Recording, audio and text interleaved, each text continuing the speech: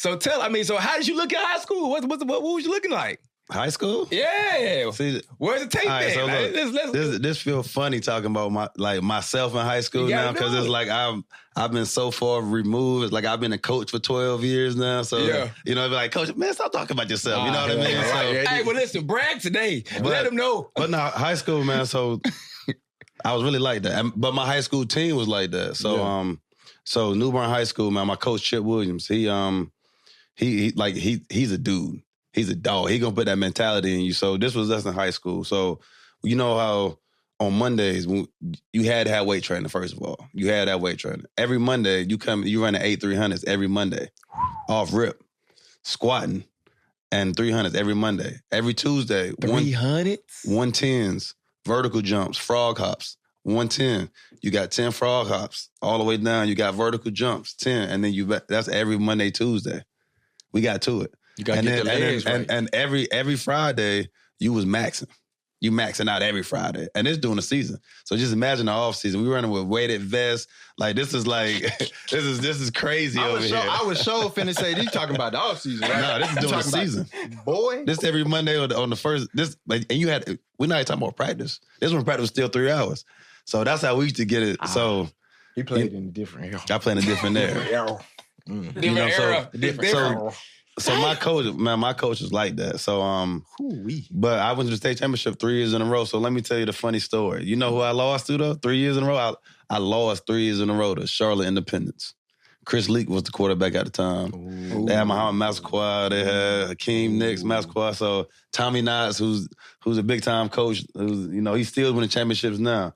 But you see the longest win streak for Charlotte Independence was high school football. 109 game win streak. And I was in that. You was in that thing right there. I graduated high school in 2005, so I was in that.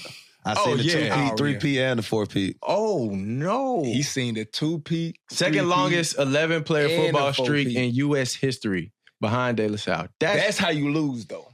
That's winning and losing. Remember when you said you said that's winning. You can win and lose. But it's crazy. You want to lose to the nigga that's winning. Yeah. And that's like Olive Branch, we was in that span with South Nona had a span like that where they won a few. You know what I'm saying? And the only team we would really lose to was them. It was them. So, I feel it. Nah, 109 is crazy. 109, that's crazy. 109 is crazy. But anyway, but so y'all working though. So we were working, man. My high school team was really good, man. I had some really good, but it was just the demeanor that we played in. And I didn't realize it was like that until I went to college and started talking with other guys. Like, what were y'all doing in high school? I'm like, we were different for real. You know what I mean? But I didn't really know it like that. But, I was a top 100 recruit. Went to Notre Dame on my visit. UNC, I was a big UNC guy. I love UNC basketball. So I almost went there to play football. Yeah. Makes sense. It makes sense. That makes sense. So I ended up going to Tennessee. I grew up a Florida State fan. Like, big time Florida State fan. And I didn't like UT because they beat Florida State back then. Let me see. Oh, no, this is just a game. I was finna say, what the hell was that? This got tackle for a 1 yard gain. I'm about to say, that can't be Hardesty highlight tape. Nah. Can't be highlights. That shit was crazy. That wasn't him, bro. Don't do him like that. Okay. Oh, my God. Okay, all right. See, that's funny. I see this right here. Joe Cox, actually, shout out Joe. He's the tight end coach at Ole Miss right now. He was actually the quarterback at Independence. So it went from Chris Leak, who was like the number 1 player in the country, to Joe Cox, who ended up going to Georgia and playing quarterback. So they just went bomb. And you were playing great football, though. Yeah, you were playing great football. That's playing against great guys. I look back and I see the air. I'm like, man, there was another kid. I say kid now, but we both grown. But there was a guy named Andre Brown that was another running back in my area that went to NC State and played in the league with the Giants 6-7 years. So it was a lot of competition going on throughout the area, man. We was actually playing in a great era of football in North Carolina. I didn't know at the time. No, that's a beautiful era of football. I mean, shit, you were saying 3-hour practices and maxing out during the game week. The season. Every week. Bro. Every week. That's correct. Maxing out. I mean, the motherfuckers was strong, though. So, look, all right, so tell me this. So, I always said it was only happening while I was there. So, have you ever heard of heavies? Heavies? Go ahead. It's like bench heavies. Like we call it heavies. Bench heavies? Yeah, so that's the big place, right? I'm assuming. Right? No, so heavy. So after school, so you maxed out in the weight room, you did, 70% of your max for 5 or 85% of your max for 3. Whatever coach equated your max to be, a heavy would be, all right, you lift 285. After school, you got to come here and put 345 up there with a spot. You're going to lift this now. That's a heavy. So you had mandatory 3 heavies every day after school, too, before you even went to study hall. That's how we was getting down. So you had to... You maxed out. You maxed out. You maxed out. Okay, you can do this. That's your max. See, you maxed out on Friday, but don't forget on Tuesday, you still got upper body day where you straight benching. And then Wednesday, you got the, incline day and a little bit of light arms and shoulders. So you still lifting as well. So from your Tuesday lift, you got what he think your max is. Every day that was on your after football school, team, they wanted to play. You had to. Oh, yeah. You had to love it. You had to love it. If that was how it was, I might have been main. You had to love it. On me, I might have been main, bro. I'm on that basketball court. Cause that weight room, all right, bro. I'll do a little something, but what? So you really wanting to weight. So every day, basically, you was like, you were doing heavies every day. You basically, you were saying? After school, you had to go get 3 heavies. So now we know what your bench is. So now let's just say your max is 315. High school, you were saying on Monday, Tuesday, Wednesday, Thursday, you had to go in there and lift now 345, but somebody gonna spot you so you can just feel how I feel to lift that. And for some reason, my coach mind, he thought, coach, exactly. Coach is throwed off. Coach is wild. Coach is throwed all the way off. Coach did his head thinking, I just want you to feel it. I just want you to feel it. So next time when you get it, you gonna actually hit. Coach said, exactly. He just wanted you to feel it. Coach said, I don't want nothing but dogs. Yeah, nothing but dogs. Nothing but dogs out there, bro. Shout out Chet Williams, man. Legend, I think he's in the Coaches Hall of Fame, North Carolina. I see why. Yeah, I see why. I see fucking why. Creating some monsters. And 3 heavies on there. 3 heavies every day. That's dope, man. So recruiting, you say you went on your visits.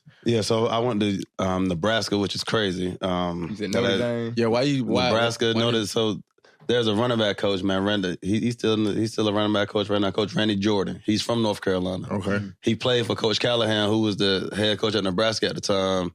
And he was, North Carolina connection. Right. We got to chopping it up. Like, I know y'all put up that 10-3-6. I never claimed that time. That's why I told y'all 10-4, because that was like maybe a hand time that got converted. But anyways, that's how Coach Jordan seen me. He used to be a 10. He was a track guy. Oh, so he seen the time. So he seen the time, and then that's how we got there you go. That's how we got to chopping it up like that. So he actually the one that got me out to Nebraska on the visit. That was my first visit. Mm-hmm. And I got there, the food was good. So that the corn hustlers, the food and steak was really on point. Really? I can see steak though. Steak. Cows out there. And what's they're the corn huskers. So the corn, we had corn on the cob. That, man, maybe the best corn on the cob and the best steak. Okay, I'll give it that. Both of those make sense so far. But it was so cold. Steak and corn. It was so cold. Mm-hmm. I mean, and it's like October. Open it. They had to give me a Nebraska. I brought a coat with me. They had to give me a Nebraska coat. Oh yeah. So I got on the plane. I said, one from here. Yeah, I'm probably not coming to Omaha, Lincoln, Nebraska. But it was a great experience for my first visit. Yes, so I went there. I went to Virginia Tech. I went to UNC. I went to Tennessee and Notre Dame for my visits. Okay. So what was the best? Wait, I was about to say, what was the top one? Yeah, what was your top jaunt? Tennessee probably was. My best visit? Yeah, like what was the one you liked the most? Chapel Hill.